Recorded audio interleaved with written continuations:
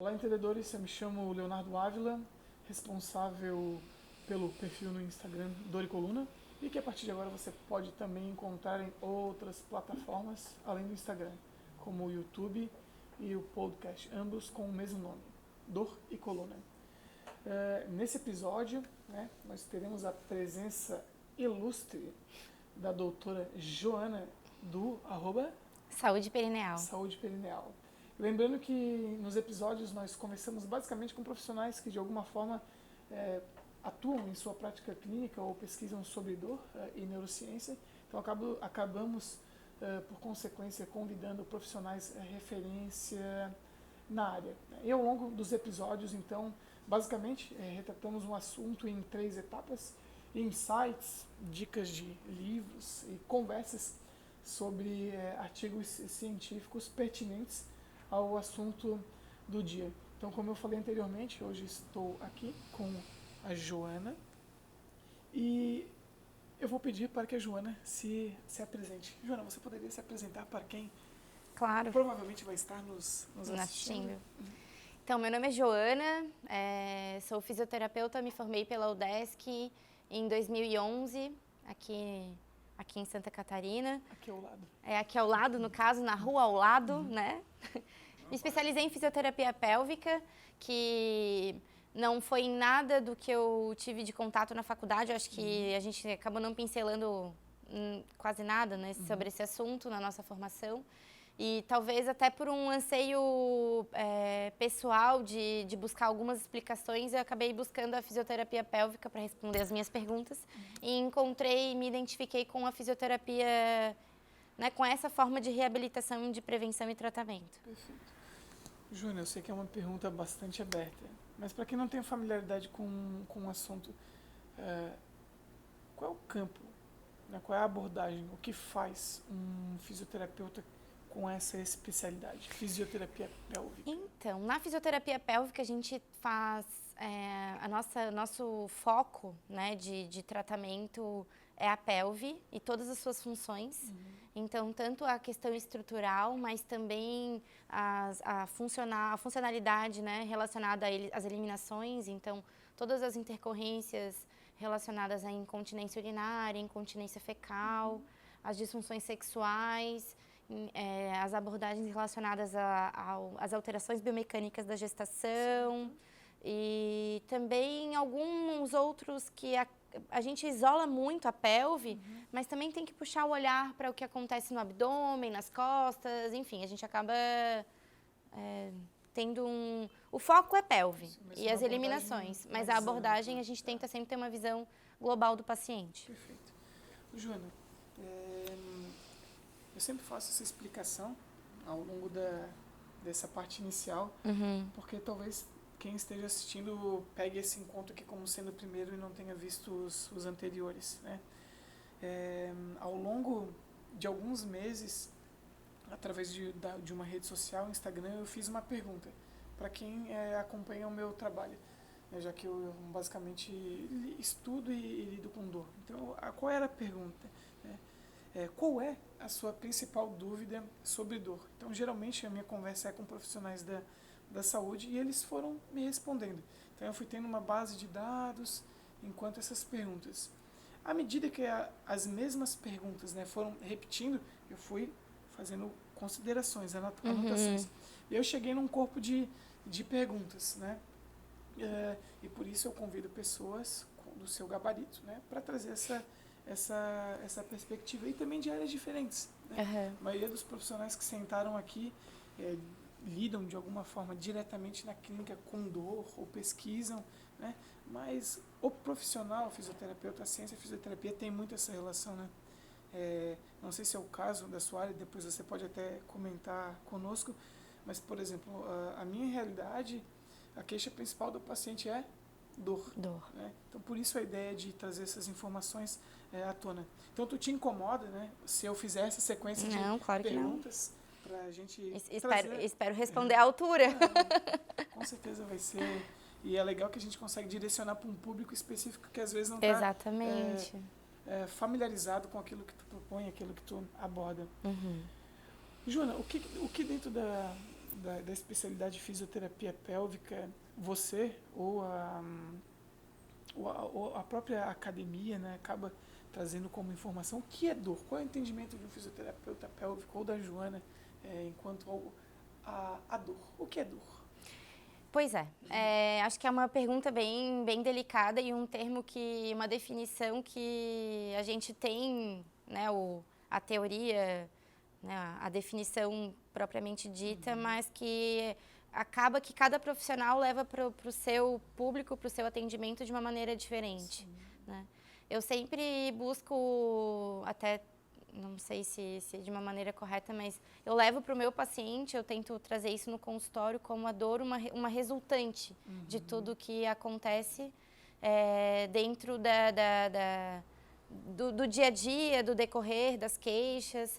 Raramente o meu paciente vem com a queixa de dor como sendo a principal, né? Nós temos grandes relações com a dor, pensando nas disfunções sexuais, mas ainda assim, na prática clínica, o paciente nos busca muito mais por outras queixas e a dor ela vem como uma queixa secundária. Mas eu tento trazer a definição da dor para nossa área, como uma consequência ou uma resultante, né? Uma resposta. Uma resposta, exatamente. A dor como uma resposta, né? Que vai levar em conta tudo que, tanto a questão perceptiva mesmo, né? Do que o paciente realmente está sentindo e também relacionando ao que ele tem de história, o que ele tem de consciência, o que ele tem de crença, o que ele tem de cultura. Joana, se dor não é sinônimo de nocepção, né? de um mínimo estímulo que causa um gatilho noceptivo. Se você, né, escuta uma frase, sinto dor, logo estou machucado. Sinto dor, logo tenho uma alteração patoanatômica na pelve. Esse é um pensamento correto? É um pensamento atual ou você, dentro da sua linha de estudo, da sua prática clínica, com os colegas da sua área, considera esse pensamento já um pouco mais antiquado, arcaico, obsoleto? É muito curiosa essa colocação, porque mesmo não sendo o correto, é o comum, né? Porque trazendo para a parte da dor para a pelve, quando a gente fala de sexualidade, a gente, quando fala de dor no ombro, a gente fala de dor numa estrutura que todo mundo olha, todo mundo encosta, todo mundo tem, todo mundo valoriza. Agora, quando é uma dor vaginal, em que essa é uma dor que só vai respingar na qualidade de vida e na saúde daquela mulher, por vezes nem o próprio parceiro ou parceira percebem, ou notam, ou sentem, então a gente entra num outro parâmetro de percepção, né? O procurar uma lesão ou a expectativa de ter uma lesão relacionada à dor vaginal tira, às vezes, a própria paciente do nosso consultório da busca do tratamento.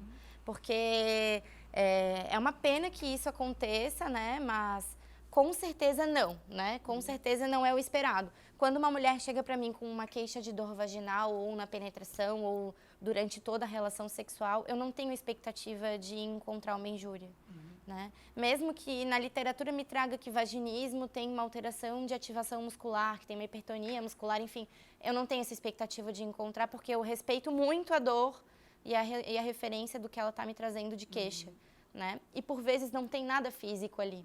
Simplesmente ela sente. Tá. Então vem uma pergunta capciosa agora.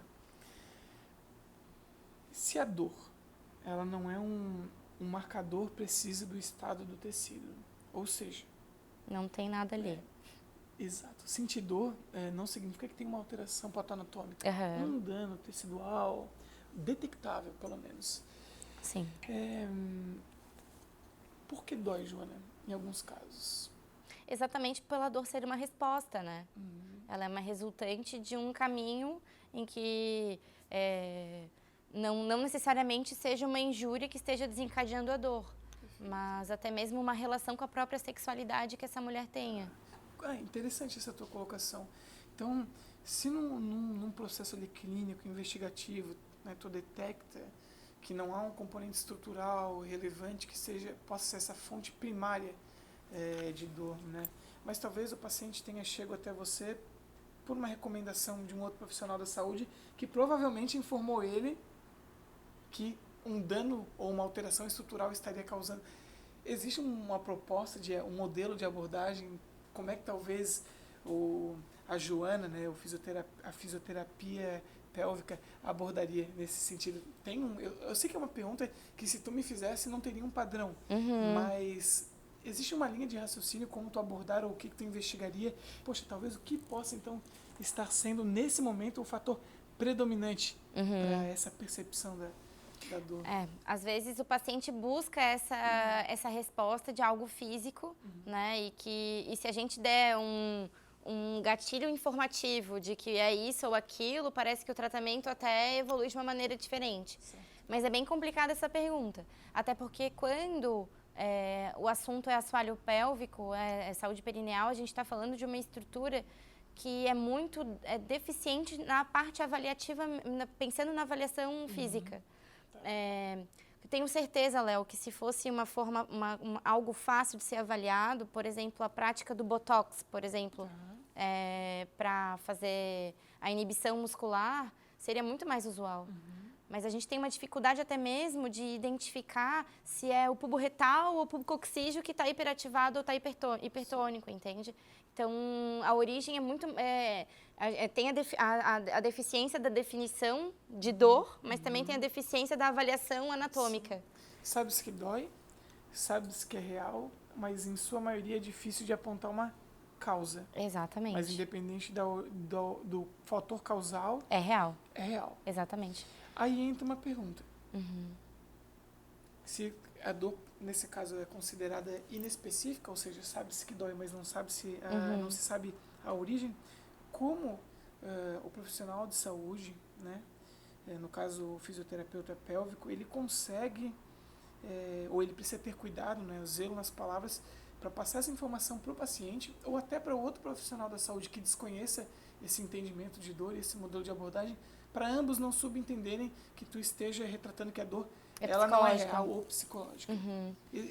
Eu sei que é uma pergunta bastante abrangente, complexa, né? Mas tu já passou por alguma situação como essa, de ter que ter algum zelo, algum cuidado na fala para retratar, ou que o paciente, em alguma condição, já subentendeu, então você está falando que a minha dor não é real, ou você está falando que a minha dor passei é por psicológica? Isso. Mas graças a Deus, quando passei por essa situação, em todos os casos o paciente tinha fatores físicos que me apontavam o motivo para desencadear a dor. Mas é bem complexa essa pergunta e a gente tem que ter muito cuidado na resposta, exatamente porque é uma área ainda tão delicada para o paciente chegar, se despir, mostrar. Às vezes me demora, Léo, umas 2 consultas para a paciente sentir confiança suficiente para tirar a roupa, para ser avaliada, né? Então, é bem difícil, mas eu tento... Eu uso um mecanismo de educação e saúde mesmo, onde eu mostro todas as estruturas possíveis e envolvidas, aponto, exatamente para esse paciente se apropriar do que acontece fisiologicamente e levanto sempre essa questão de que a dor não necessariamente tem um machucado. Tanto que a mulher que chega com essa queixa, muitas vezes ela desconfia que ela tem uma fissura vaginal, que ela tenha... Porque a sensação é de uma dor enfacada, é de uma dor... É a sensação de fogo. Então, e isso não é real. A sensação mas não que esteja fisicamente acontecendo, né? A minha primeira paciente de dor, eu recém-formada, iniciei especialização, ela chegou no meu consultório e me disse que ela já era casada há 3 anos e ela nunca tinha tido contato sexual. 3 anos. Aí eu tive que pegar todas as minhas expectativas de sexualidade da vida, dobrar, colocar no bolso e buscar o que era isso, né? E aí eu tive que ir mais a fundo, entender até mesmo qual que é a relação de respeito que eu tinha que ter com essa queixa de dor que essa mulher estava trazendo para mim. Então, É porque não é só a dor que vai impedir um movimento ou que vai deixar de levantar uma sacola, é a dor que vai bloquear, às vezes, a atividade sexual. Aí tu imaginar uma mulher que é casada há 3 anos e não tem uma penetração, aí tu pensa, meu Deus, como que é essa sexualidade? E aí tu tem que buscar uma reinvenção completa até mesmo de padrões, né? Sim. Ô, Joana, eu tenho mais 2 perguntas para te fazer. Ai. Não são tranquilas, tá? Bom, diante do que a gente conversou até então, a gente chega num consenso, né? Que sentir dor não é sinônimo de estar ou ter uma alteração, de estar machucado ou de ter uma alteração patoanatômica detectável. Diante disso, então acredito que seja necessário termos um conhecimento mínimo sobre outros aspectos que influenciam a dor, além do que a gente é ensinado na academia, e o que cursos, eventos, congressos, enfim, o senso comum basicamente nos traz. Tá? Então, no teu cenário, na tua área, né, os profissionais que tu convive, eles estão preparados para uma abordagem além da questão estrutural, além do pato anatômico? Existe ciência, conhecimento para isso? Estão preparados? Não.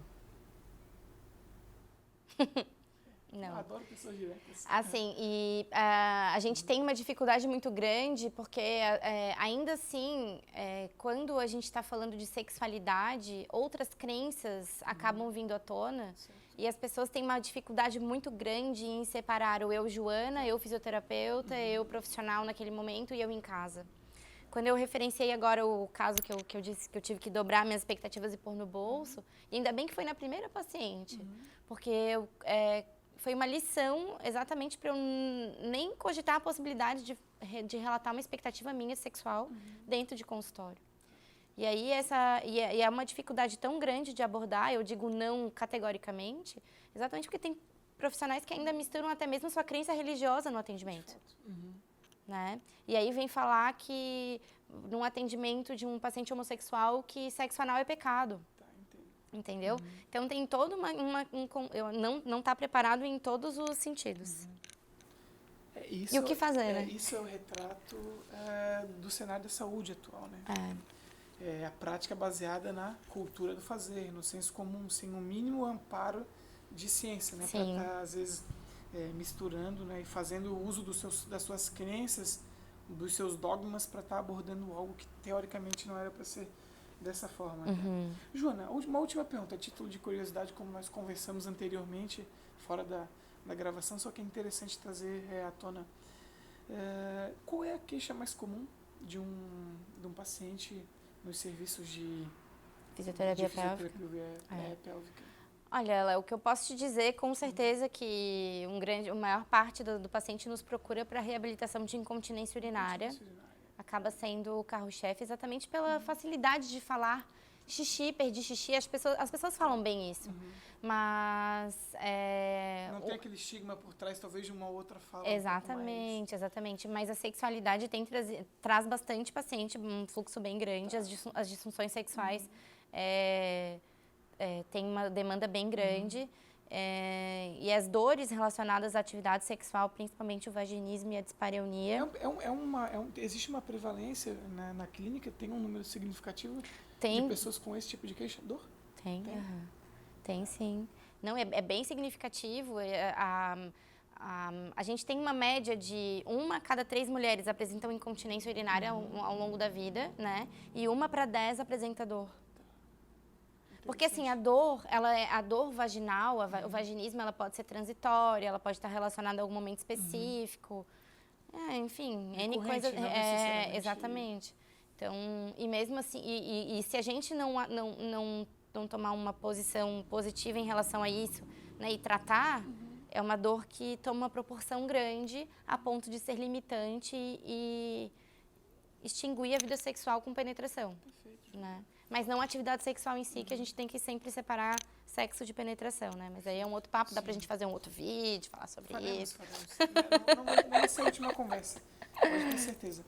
Ô, Joana, agora não é uma pergunta, o espaço fica livre para tu ter essa conversa com talvez profissionais que sejam familiarizados com a área, ou até uma grande oportunidade de tu estar tendo contato com quem não é familiarizado com a área. Tu teria algum recado? Tenho. Então, sinta-se à vontade para... Eu tenho, sim. O que eu gostaria, eu não vou dizer do fundo do coração, porque vai ficar muito pejorativo, muito poético demais, mas o que eu gostaria muito é que todos os profissionais que abordem e que tenham contato com o paciente e realizem anamnese, não só sobre dor, mas sobre qualquer outra queixa de disfunção, sempre tente incluir as questões relacionadas ao assoalho pélvico, não só perguntar de dor vaginal, mas de perda urinária e trazer essa constipação, enfim, trazer os assuntos relacionados à pelve para um ambiente de que todas as pessoas possam e consigam falar sobre isso. Existe uma grande dificuldade de tocar nesse assunto, às vezes falar de frequência urinária, de constipação, de dor na relação sexual, é um assunto que entra na 15ª consulta.